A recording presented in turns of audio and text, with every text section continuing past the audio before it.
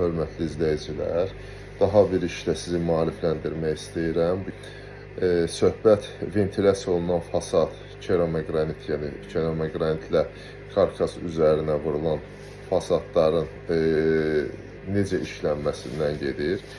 Deməli 100 mindən artıq izləyicisi olan tikinti təmir eksperti ustaya sual verir ki, ay usta, bu termoizolasiya materialını metal profilə necə yapışdırmısan? Yəni xalq dilində desək penoplası. O da cavab verir ki, mata ilə, yəni kafel metlaq yapışdırıcısı ilə. Həmin adam da əli ilə yoxlayır, deyir möhkəmdir, qopmayacaq. Bu əsla belə deyil, hörmətli izləyicilər. Bunu mən alimlik eləmirəm, bunu çox adam bilir ki, metalın istiyə soyuğa davamı yoxdur, vibrasiyaya davamı yoxdur, yəni sirkələnməyə qarşı və matada, yəni kafel metlaq yapışdırıcısı da sərt səthlər üçündür. Yəni onun elastikliyi yoxdur.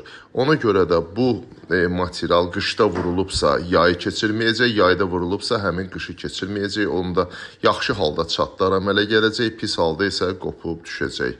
Yəni bu materialı metal profilə xüsusi probka şuruplarla və ya poliuretan tərkibli pena ilə ora yapışdırmaq lazımdır.